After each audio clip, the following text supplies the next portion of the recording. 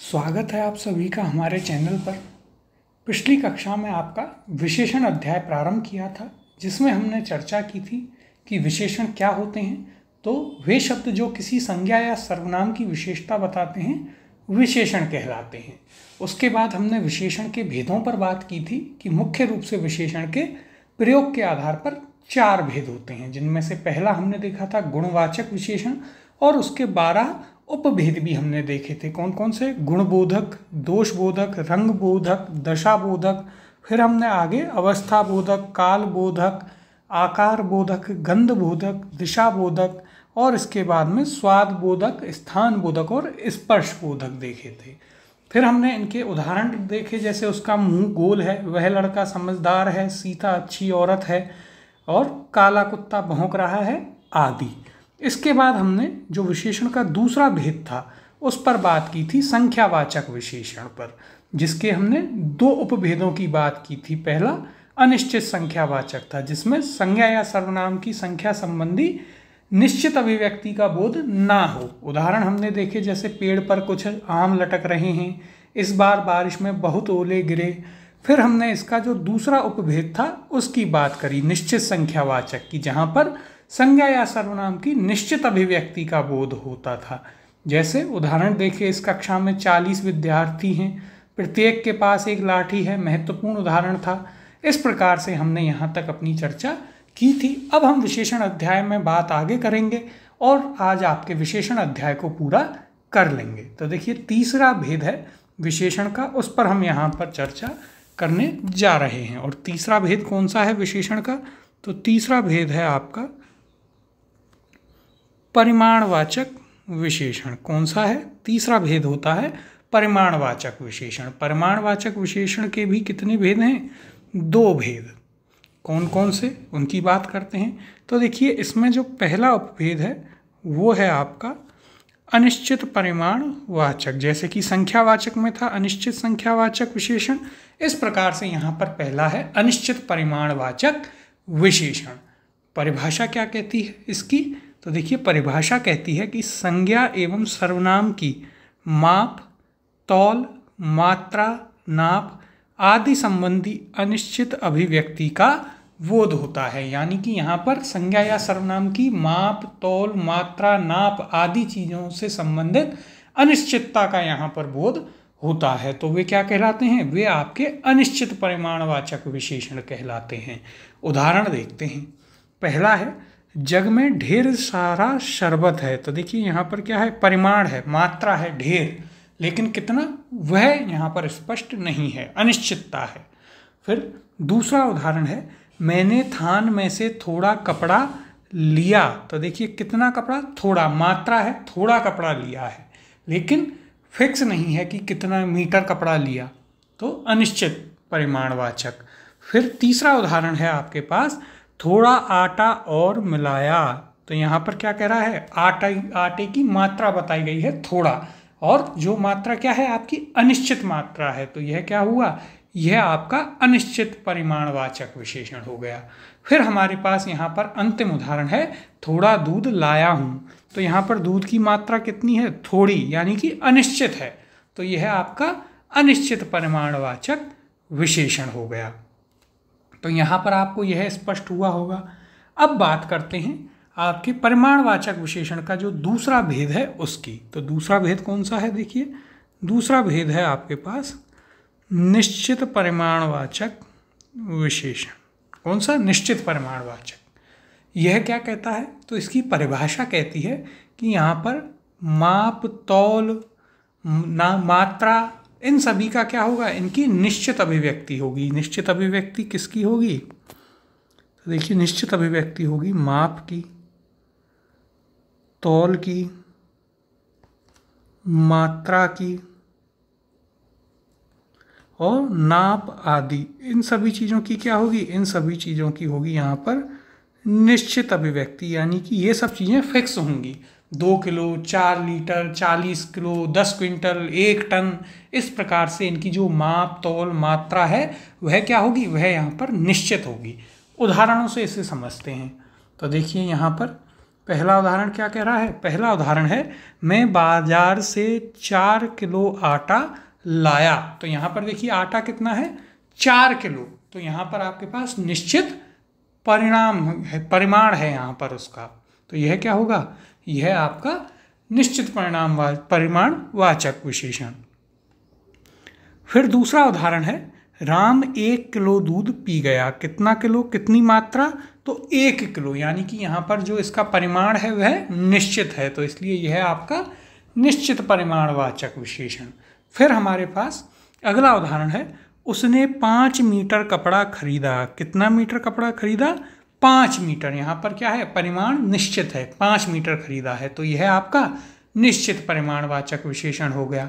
और अंतिम उदाहरण यहाँ पर देखते हैं 1 एकड़ जमीन में धान की फसल खड़ी है।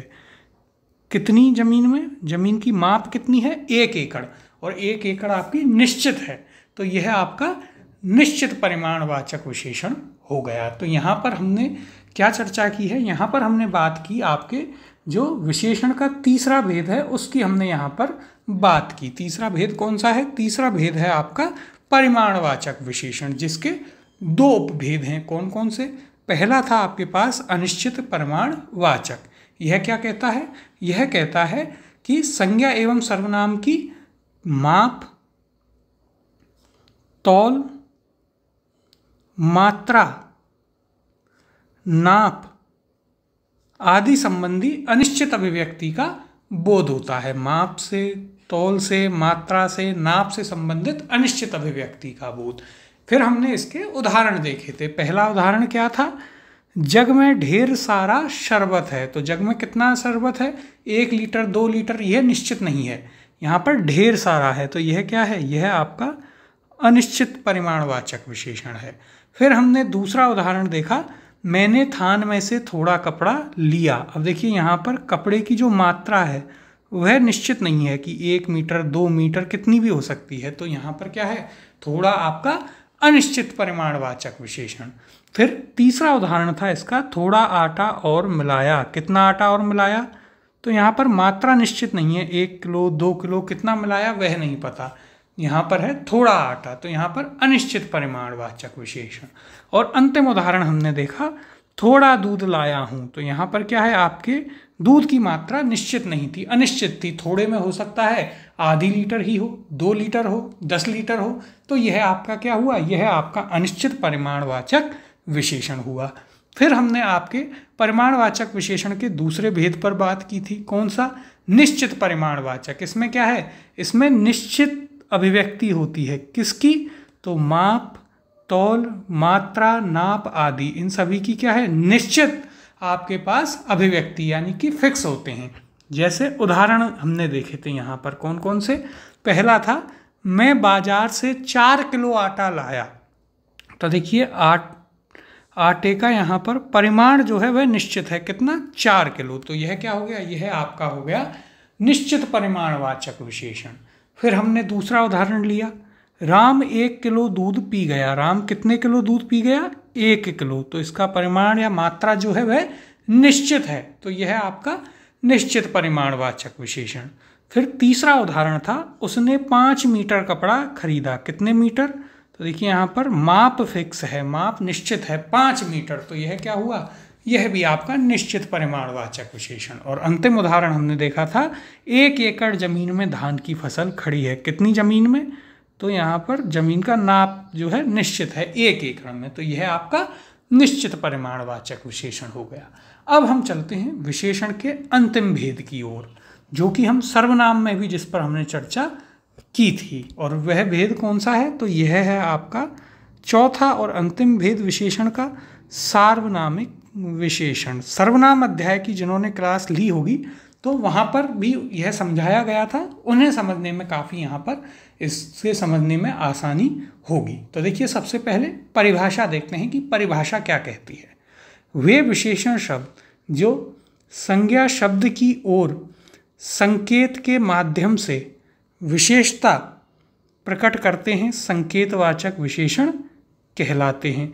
चूंकि ये सर्वनाम शब्द होते हैं जो विशेषण की तरह प्रयुक्त होते हैं, अतः इन्हें सार्वनामिक विशेषण भी कहते हैं। तो यहाँ पर आपको एक चीज़ यह भी याद रखनी है कि संकेतवाचक विशेषण और सार्वनामिक विशेषण एक ही होते हैं, जो कि हमने सर्वनाम अध्याय में भी इस पर चर्चा की थी। तो परिभाषा क्या कह रही है कि ऐसे विशेषण शब्द जो संज्ञा शब्द की ओर संकेत के माध्यम से विशेषता बतलाएं वे संकेतवाचक विशेषण होते हैं। क्योंकि ये सर्वनाम शब्द होते हैं इसलिए जो विशेषण की तरह प्रयुक्त किए जाते हैं, अतः इन्हें सार्वनामिक विशेषण भी कहते हैं। उदाहरणों से समझते हैं। वह समझदार है, तो देखिए यहाँ पर जो वह व्यक्ति है उसकी विशेषता क्या है कि वह समझदार है। तो यहाँ पर आपका विशेषण क्या हो गया, वह। यह सार्वनामिक विशेषण। फिर आपके पास अगला उदाहरण है, मेरी कार वह है।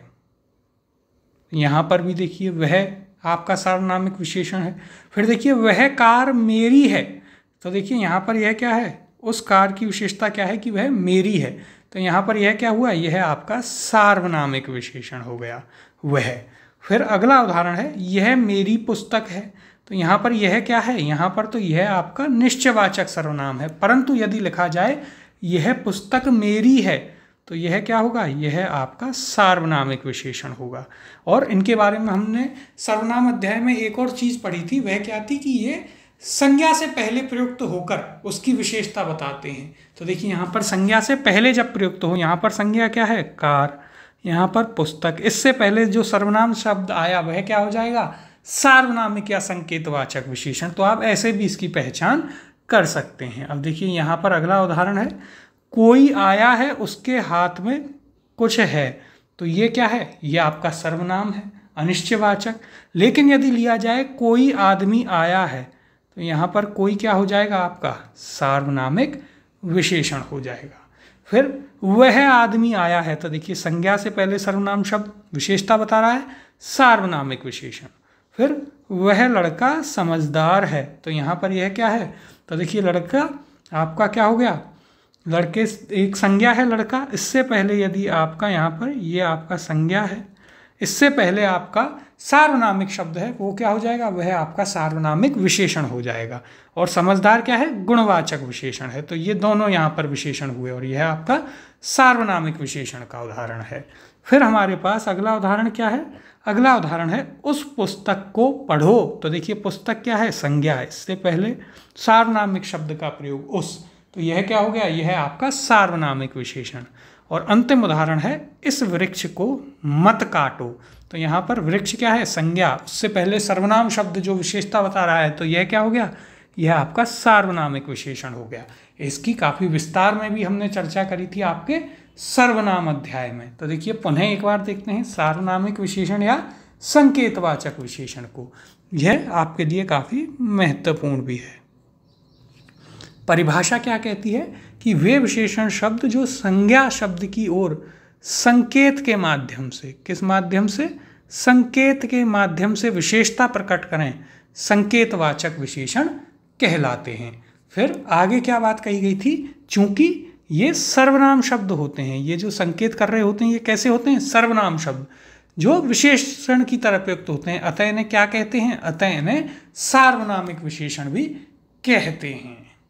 फिर आपके पास हमने इसके उदाहरण देखे थे। पहला उदाहरण क्या था, वह समझदार है। तो देखिए यहाँ पर वह क्या है, वह आपका क्या है, अन्य पुरुष सर्वनाम।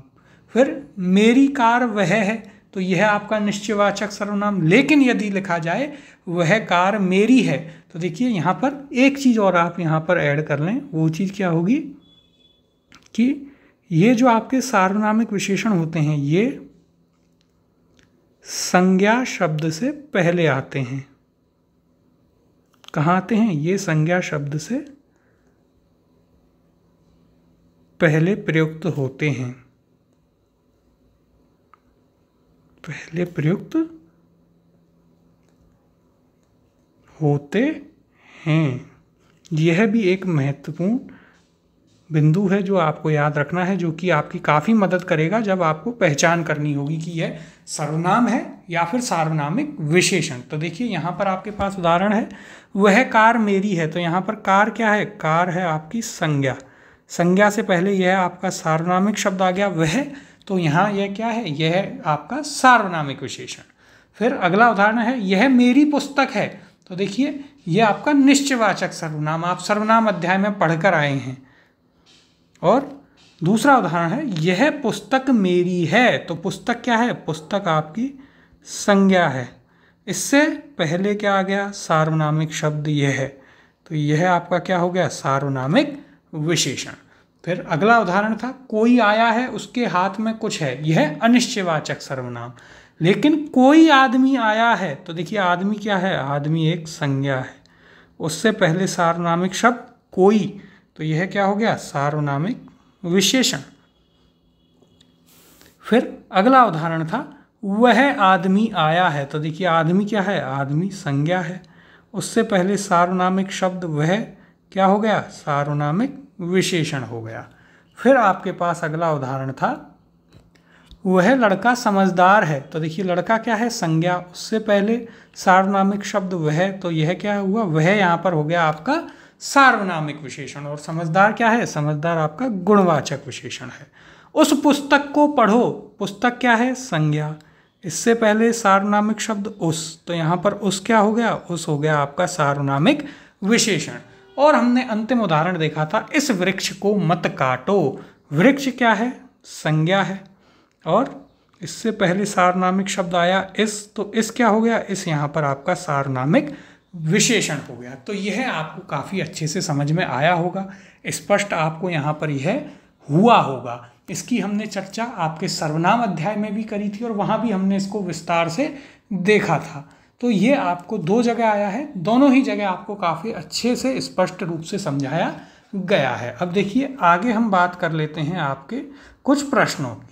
कुछ प्रश्न हैं जो कि आपसे प्रीवियस ईयर में पूछे जा चुके हैं, तो एक बार आप उन्हें देख लें कि किस प्रकार से विशेषण अध्याय में प्रश्न आपसे पूछे जाते हैं। जैसे पहला प्रश्न है, खेल का मैदान लंबा है। इसमें कौन सा यहाँ पर पूछा गया था, कौन सा विशेषण है, तो देखिए मैदान क्या है, लंबा है। कितना लंबा है यह नहीं पता, तो यह आपका अनिश्चित परिमाण बोधक विशेषण हो गया। फिर आज चुनाव का तीसरा दिन है और मतदान कर्मी थोड़ी सी शांति के साथ आराम कर रहे हैं। तो देखिए आज चुनाव का तीसरा दिन, तो दिन कौन सा है, तीसरा, यानी कि निश्चित संख्यावाचक। फिर मतदान कर्मी थोड़ी सी शांति के साथ, कितनी शांति, थोड़ी सी, मात्रा क्या है, अनिश्चित, तो यह आपका अनिश्चित परिमाणवाचक विशेषण हो गया। इस प्रकार से आप वाक्यों में इन्हें देखते हैं। फिर देखिए एक और महत्वपूर्ण यहाँ पर आपके पास प्रश्न लिया गया है, ध्यान से समझेंगे आप इसे। यहाँ से 2 किलोमीटर बाद तुम्हें एक हरा भरा बगीचा दिखाई देगा। तो देखिए यहाँ पर क्या है, एक क्या हो गया आपका, निश्चित संख्यावाचक, और हरा भरा क्या हुआ, गुणवाचक विशेषण। तो यहाँ पर आपको यह चीज़ याद रखनी है। फिर देखिए यह अब हम जो 2021 में सब इंस्पेक्टर का एग्ज़ाम हुआ था उसका प्रश्न लेते हैं, गुणवाचक विशेषण है। तो देखिए प्रीवियस ईयर आपके लिए इम्पोर्टेंट भी हो जाते हैं। बाकी इन्हें हम, अब हमारा सिलेबस पूरा होने में है, जो कल अगर आपने लाइव सेशन कल का अटेंड किया होगा तो वहाँ पर हमने बात की थी कि अब आपका जो हिंदी का सिलेबस है एसआई का, वह पूरा होने में है और इसके पूरे होते ही हम आपके प्रश्नों को हल करने लगेंगे। तो देखिए प्रश्न पूछा गया है, गुणवाचक विशेषण है, तो हमें बताना है, ऑप्शन दिए गए हैं। पहला है बालक पहली कक्षा में पढ़ता है। दूसरा है यह पुस्तक मेरी है। तीसरा समारोह में अनेक लोग उपस्थित थे। और चौथा है हमें कपटी व्यक्ति से दूर रहना चाहिए। पूछा क्या है, गुणवाचक विशेषण। तो देखिए पहला ऑप्शन था बालक पहली कक्षा में पढ़ता है, तो यहाँ पर क्या है, निश्चित संख्यावाचक विशेषण, कक्षा की संख्या निश्चित है। दूसरा यह पुस्तक मेरी है, पुस्तक क्या हो गई, संज्ञा, संज्ञा से पहले सार्वनामिक शब्द आकर क्या बन जाता है, सार्वनामिक विशेषण। अभी हमने किया, हम प्रश्नों को भी इसी हिसाब से करेंगे कि चारों ऑप्शंस को देखेंगे, उनका एक्सप्लेनेशन, जिससे आपको बिल्कुल कहीं भी कोई भी आपका प्रश्न हो वह बिल्कुल गलत नहीं होगा। तीसरा ऑप्शन था समारोह में अनेक लोग, कितने लोग कोई पता नहीं, तो यह अनिश्चित संख्यावाचक। चौथा है हमें कपटी, कपटी क्या है, दोष है, तो यह किस में आता है, यह आपका गुणबोधक गुणवाचक विशेषण में आता है। और कौन सा है, तो यह आपका दोषबोधक विशेषण, तो यह आपको स्पष्ट हुआ। अगला प्रश्न देखते हैं। अगला प्रश्न क्या है? सार्वनामिक विशेषण है। कौन सा विशेषण पूछा है? सार्वनामिक। पहला ऑप्शन है आप तो महान हैं, दूसरा दिया गया है आपको वह पुस्तक पढ़ रहा है, और तीसरा है वे कल जा रहे हैं, चौथा है कोई आदमी आया था। तो देखिए पहला ऑप्शन यदि आप देखेंगे आप तो महान हैं, तो आपकी विशेषता क्या है कि आप महान हैं, और महानता क्या है? गुण। तो यह आपका गुणवाचक विशेषण। दूसरा जो आपके पास यहाँ पर ऑप्शन दिया गया है वह है वह पुस्तक पढ़ रहा है, तो इसमें एक सामान्य वाक्य है, कोई विशेषण नहीं है। वे तीसरा ऑप्शन है वे कल जा रहे हैं, तो यहाँ पर भी आपका कोई विशेषण नहीं है, ये दोनों काल के उदाहरण हैं। चौथा ऑप्शन है कोई आदमी आया था। आदमी क्या है? आदमी है एक संज्ञा, और संज्ञा से पहले अनिश्चित सार्वनामिक शब्द कोई, तो यह क्या हो गया? यह आपका सार्वनामिक विशेषण। तो ऑप्शन नंबर 4 यहाँ पर आपका सही उत्तर होगा। तो देखिए ये आपका विशेषण अध्याय हमने पूरा कर दिया है। विशेषण की परिभाषा देखी, उसके चारों भेद देखे, उनके उपभेद देखे, और उनसे संबंधित हमने आपके जितने भी यहाँ पर देखिए उदाहरण थे वे भी हमने यहाँ पर लिए हैं। तो यह आपका विशेषण अध्याय पूरा हो चुका है। अब देखिए हमारे पास यदि हम बात करें कि और कौन कौन से आपके चैप्टर रह जाते हैं, उन पर हम बात कर लेते हैं। वैसे तो ये आपको जानकारी कल के लाइव सेशन में दे दी गई थी, तो एक बार आप उसे भी अटेंड करें, जिससे आपको स्ट्रेटेजी पता रहे कि हमें किस प्रकार से क्या क्या चीज़ें फॉलो करनी है। तो आप उसे ज़रूर एक बार अटेंड कर लें। और देखिए यहाँ पर यदि अब हम बात करें तो हमारे पास कौन कौन से आपके हिंदी में आपके सिलेबस में से क्या क्या चीज़ रह गई है। तो एक आपका अध्याय रहा है शब्द शुद्धि, दूसरा आपके पास रहा है शब्द युग्म, तीसरा रहा है आपके पास कौन सा? तो तीसरा रहा है आपका वाक्य शुद्धि। फिर आपके पास 2 अध्याय कौन कौन से हैं? अगले 2 अध्याय आपके पास रहते हैं पर्यायवाची और विलोम। 2 अध्याय ये हैं, और एक अंत में आपके पास आता है पारिभाषिक शब्दावली। और देखिए एक आपका तत्सम तद्भव है, तो वो हम यहाँ पर भी कर लेंगे, लेकिन उसमें समझाने के लिए कुछ नहीं है, वहाँ पर सीधे सीधे आपको उन शब्दों को याद ही करना पड़ेगा। तो देखिए शब्द शुद्धि, शब्द युग्म, वाक्य शुद्धि, ये हम कैसे करेंगे? ये हम करेंगे आपके सीधे प्रश्नों से, क्योंकि इनमें कोई नियम वगैरह हमें नहीं देखने हैं, ये सीधे हम प्रश्नों से करेंगे। पर्यायवाची विलोम शब्द आपको लिखाए जाएंगे, और पारिभाषिक शब्दावली बहुत महत्वपूर्ण है, डिप्टी जेरर में काफ़ी अच्छे लेवल की पूछी गई थी, तो यह भी हम लिख लिख कर करेंगे। कैसे? ए से लेकर के जेड तक के, एक दिन ए वाले करेंगे, फिर बी वाले, फिर सी वाले, इस प्रकार से हम करेंगे। हमारे पास यदि आप देखें डेली यदि हम एक एक शब्द के भी लेंगे तो 26 दिन में आपकी पारिभाषिक शब्दावली भी पूरी हो जाएगी, ए से लेकर जेड तक की। और महीने हैं आपके पास 8। जैसे ही आपके पास ये टॉपिक आपके पूरे होते हैं, आप ये मानिए यहीं से अगली कक्षा से ही आपके प्रश्न होना प्रारंभ हो जाएंगे शब्द शुद्धि से। और यहाँ तक की चीज़ें करने के बाद फिर आपका संधि, समास, वर्ण एवं ध्वनि विचार, जिस प्रकार से सिलेबस पढ़ाया गया था उसी प्रकार से आपके उनके प्रश्न भी करवाने प्रारंभ कर दिए जाएंगे। तो अब आप 8 महीने तक बिल्कुल कंसिस्टेंटली हमारे साथ बने रहिएगा, और वो जो क्लासेस होंगी आपकी क्वेश्चंस वाली वो एकदम लाइव होंगी, जिससे आप भी हमसे चीज़ें डिस्कस कर सकें। जो भी आपके पॉइंट्स हैं वो, या फिर आपको कहीं भी लगे कि एक बार यह चैप्टर वापस पढ़ाया जाना चाहिए, तो वो अध्याय भी आपको वापस पढ़ा दिया जाएगा। तो अब मिलते हैं अगली कक्षा से, जिसमें हम प्रारंभ करेंगे आपकी शब्द शुद्धि।